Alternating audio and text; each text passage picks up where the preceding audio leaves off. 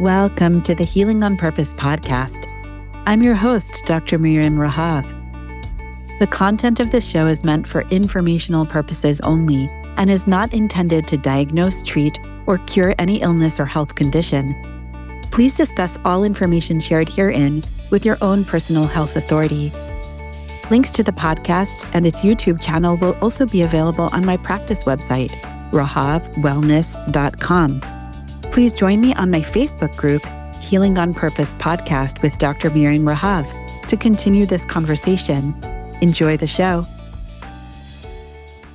Shalom, and thank you for joining me right now, because right now, at this very moment, is the perfect time. The time you choose is always the perfect time to step onto and walk further on the divine path to healing on purpose. On purpose means with intention and with an awareness of what one is doing. In other words, with consciousness. You were made on purpose, and that purpose is your entirety, your shalom.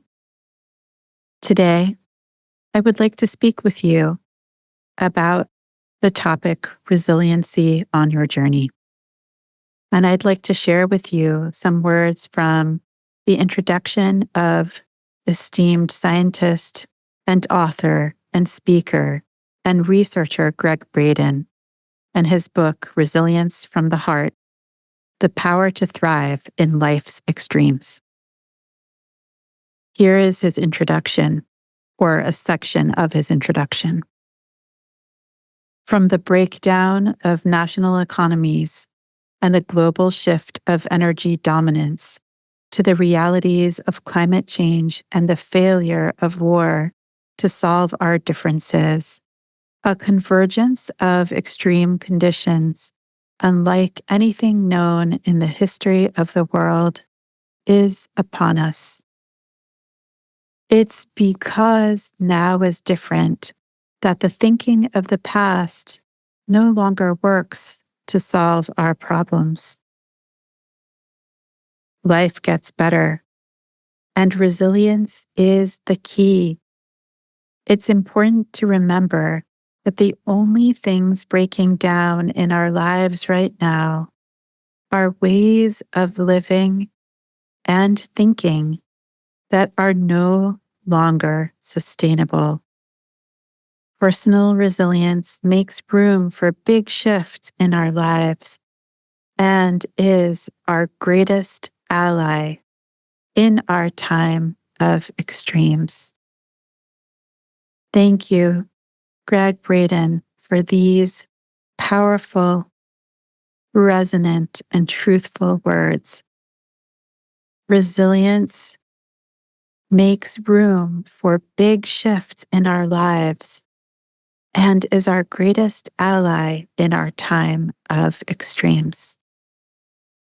I wanted to speak about resilience in the physical body, and specifically resilience as a key for healing at the level of the mitochondria.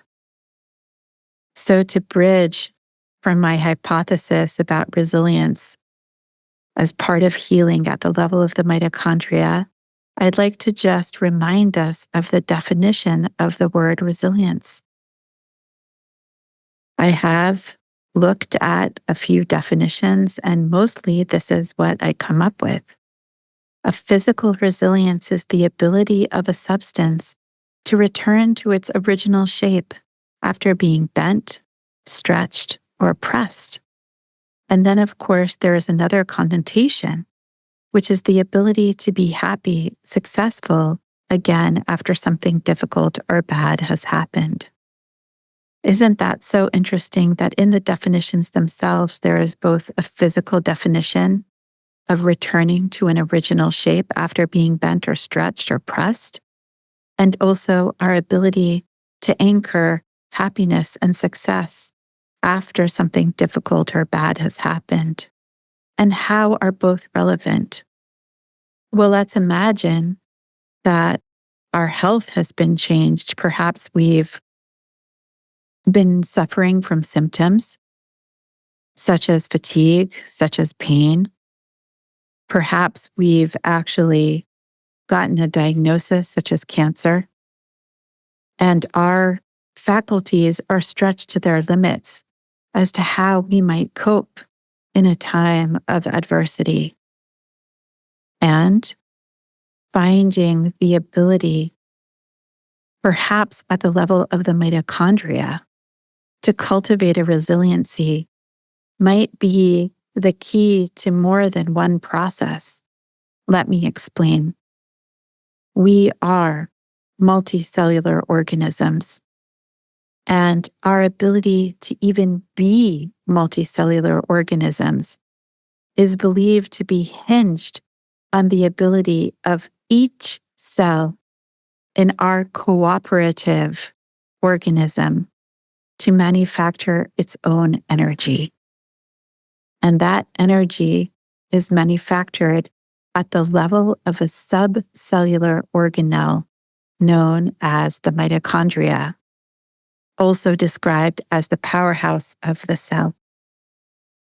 It is mostly what we eat that we know gives us energy.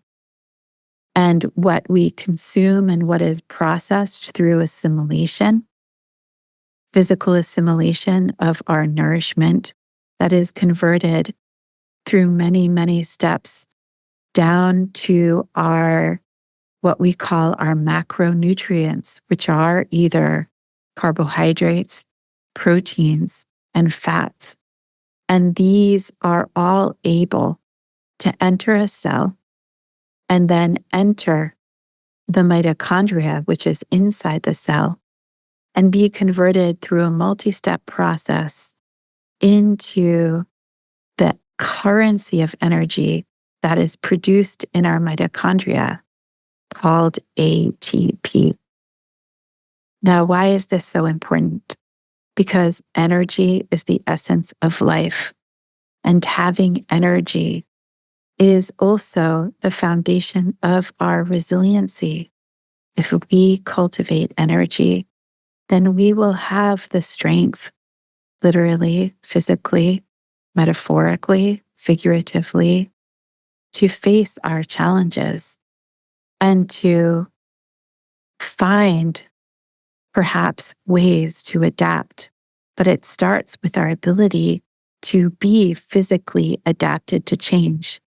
For example, we have co-evolved over millennia to be able to thrive in times of plenty, be able to make energy from things like carbohydrates, be it potatoes, be it rice, be it grains of various ilk that have been the staple foods of so many cultures since we have appeared on this planet. And we also have the ability to make energy from protein. There are certain cultures or certain times where protein is more available, and therefore protein is a source of energy. And sometimes there is fat, either from our diet or from a very interesting metabolic switch that takes place when we don't have food coming in from the outside. And that is our own storage. Fat is a very calorically dense, energy dense storage form of energy. And when we don't have food coming to us from outside source, that is a signal via a very important signaling molecule known as insulin to switch from assimilating energy to being able to use our own stored energy, which exists in the form of fat. Fat breakdown products, known as ketones, are extremely efficient sources of energy, also able to be used by our mitochondria. Our ability to make energy from different molecules, be they carbohydrates, proteins, or fats, is the fundamental source of our metabolic resiliency on a molecular level. Interestingly, our mitochondria are believed to come from ancient organisms. And I wanted to share my screen with you and show you a really neat video depiction of this that I have found recently on my search on the interwebs. Here we go. So here we have an image of a mitochondrial membrane and a protein complex. I mean, the stuff that they're able to do right now to give realistic depictions of what's happening inside our cells will hopefully help you not maybe understand, but marvel at the infinite complexity that we are all invited to appreciate and understand that is happening in our body. So here there's an explanation. Mitochondria, the cell's powerhouse. By the way, I'm on a website called naturedocumentaries.org. And they've created this animation of the mitochondria. And they're talking about mitochondria being once free living organisms that have somehow become symbiotically, which is cooperatively incorporated into us so that each cell can be responsible for its own energy manufacture, and so that our bodies become this massively complex cooperative organism where each cell takes responsibility for energy generation, and yet we work cooperatively together, all for the purpose of creating health, for creating, this is my hypothesis, purpose, finding, discovering, and actually living in our potential as transcendent beings,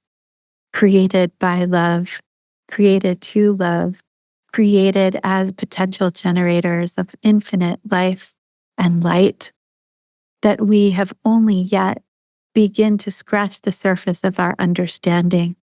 Anyway, I digress. That theory of how mitochondria were separate organisms that symbiotically became incorporated into cells so that we could become multicellular organisms is known as the endosymbiont hypothesis. And we also know that mitochondria has its own genetic information, its own DNA, and that the inheritance pattern of mitochondrial DNA is through the egg. The egg, the maternal lineage, carries the mitochondrial DNA from mother to daughters and sons, and from their mothers to their daughters and sons. Interestingly, it is this, the feminine mitochondrial DNA, that is the energy passed through maternal lineages since the beginning of our existence as multicellular cooperative organisms. I thought it might be really just beautiful. I don't have the sound on here, but just the visual. And of course, you are welcome to have a look at this website, the naturedocumentaries.org/18697/mitochondria cells-powerhouse-harvard-dx-biovisions/. And look at this depiction of the mitochondrial membrane with this energy complex in it. And this fluidity of this membrane, which we are learning, is at the heart also of our health and a subject that we speak upon much in clinical practice, in my clinical practice at Rahav Wellness. We do a lot to support the health of this membrane, the mitochondrial membrane. And here we literally have the engines that make our energy. Look at it. It defies description. It looks like something fantastical, and yet This is the incredible development that we have of beginning to be able to visualize some of the infinite complexity. And by the way, this is one intermembrane space of one mitochondria making this molecule called ATP, which is the currency of energy in our body.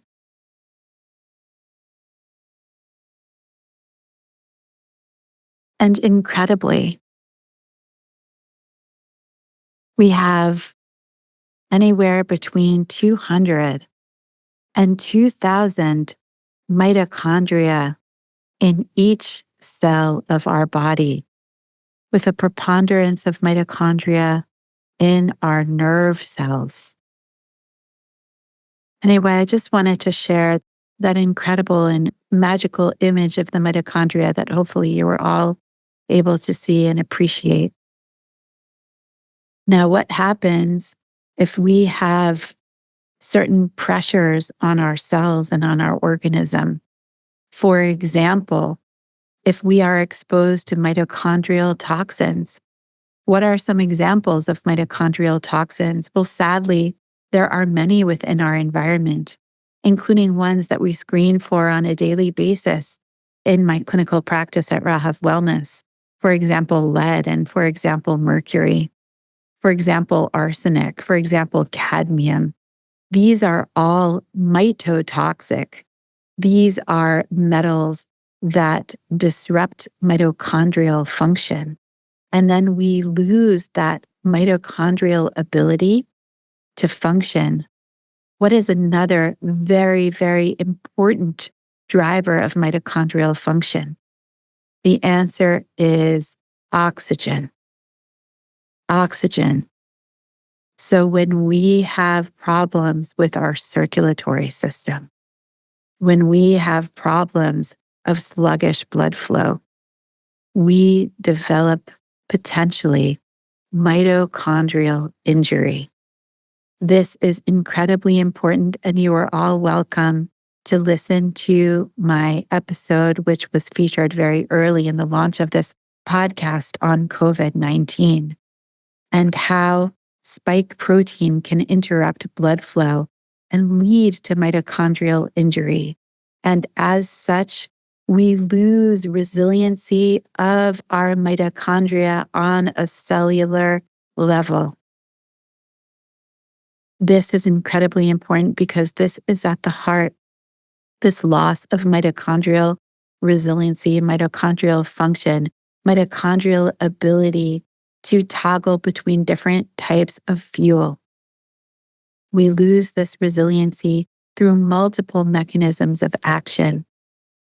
And it is time to start thinking about the body on a cellular and subcellular level, and from the perspective of the mitochondria as a funnel to teach us about where and how and why we may have lost resiliency, be it through problems with circulation, be it through environmental injury, be it through problems with our hormone signals, especially that important signal that I mentioned to you called insulin. Insulin signals to us if we should toggle between certain kinds of fuel, such as carbohydrates and proteins, to other kinds of fuel, such as fats. If there is a problem with that signal, then we also may stand to lose mitochondrial resiliency. And that phenomena can also be known as insulin resistance, which is the dominant problem in diabetes, where we lose the insulin signal, either because of insulin resistance or because of autoimmune destruction of the cells that make insulin. That would be a type 1 diabetes, an autoimmune response, or a type 2 diabetes. These are incredibly important to understand, not only because of problems of blood sugar imbalance, but because of our understanding of mitochondria as a funnel for our subcellular resiliency, ability to make energy, and therefore ability to have the energy to deal with the changes that we see, both in our environment that affects us inside our body and on a macro scale in terms of societal and world level problems. However, on the pathway to healing on purpose, it is my contention that the change starts from within, from self-consciousness, and an intention to understand yourself, your mitochondria, your fulcrum for resiliency on a subcellular level that can absolutely translate into your resiliency on a macro scale and your ability to therefore potentially take place as a being with energy, able to take responsibility for your own well-being and your place, your purpose, your ability to fulfill your potential as someone who is vibrant, as someone who is joyful, as someone who has an inner strength, literally and figuratively, to be a source of strength and evolution so that you can stand in your appointed role as a person, as a member of a family, as a friend, as a co-worker, as a divinely appointed living being to live your life out with energy to meet life's challenges and develop responses that are evolutionary.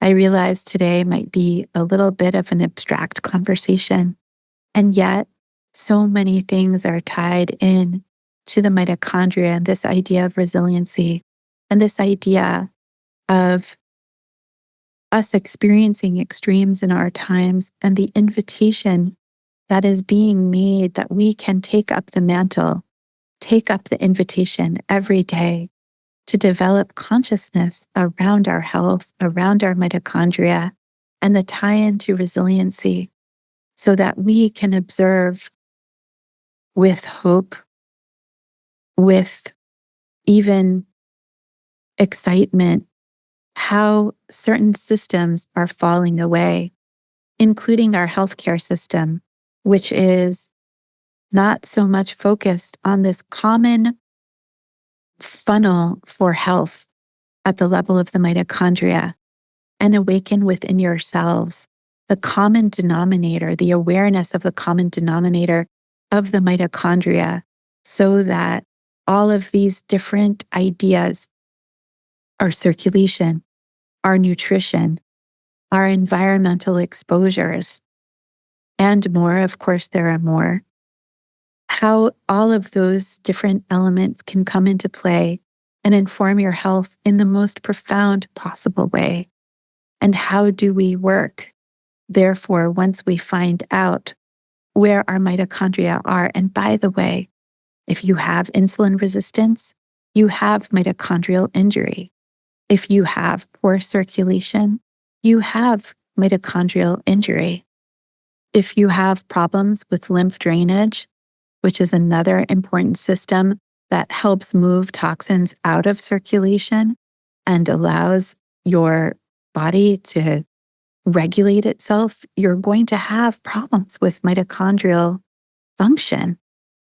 It is an incredible funnel. It is an incredibly important common denominator to understand.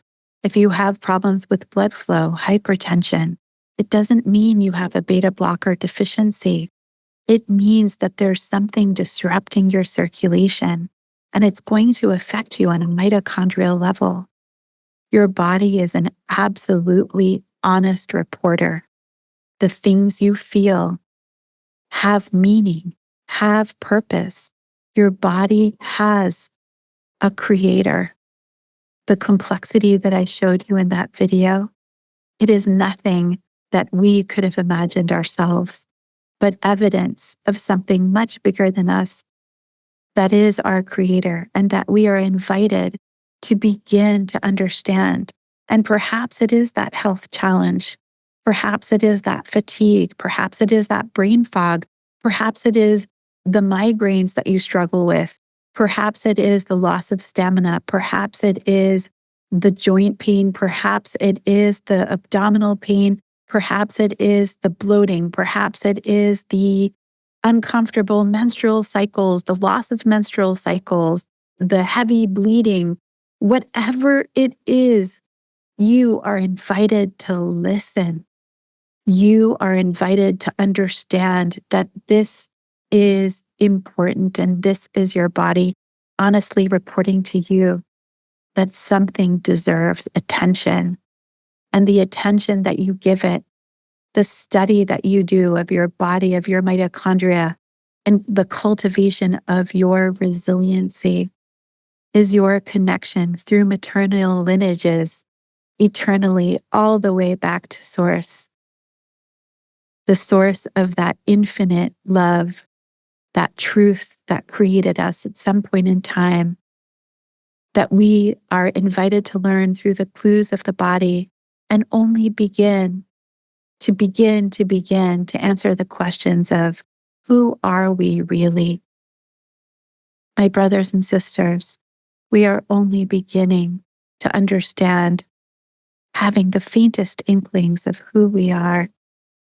It is a time to learn who we are, to invite the crisis to be the opportunity to learn more about the truth in our body, the truth that is embedded there since we were created.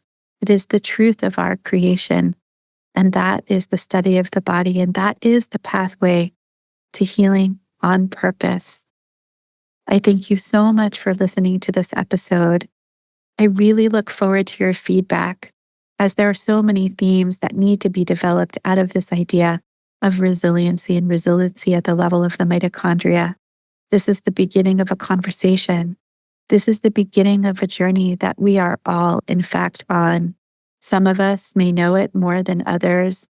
Those of us who choose to meet health challenges head on and learn, use it as a fulcrum to learn as much as we can about ourselves. Congratulations. You've arrived. You've arrived at the onset of the pathway to healing on purpose.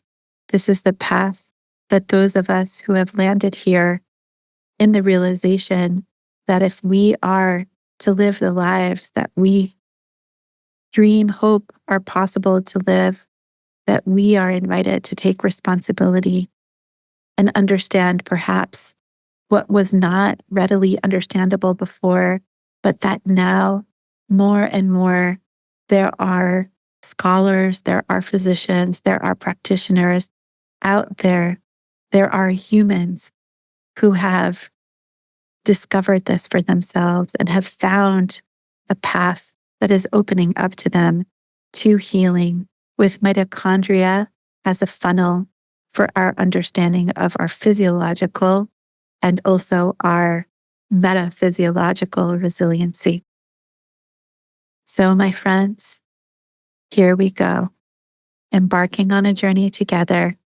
Thank you for joining me for this musing on healing on purpose, and I look forward to being with you again very, very soon. Thanks for listening to the Healing on Purpose podcast today. I hope you found this information helpful, and I encourage you to share this episode with others who may also benefit from the information shared.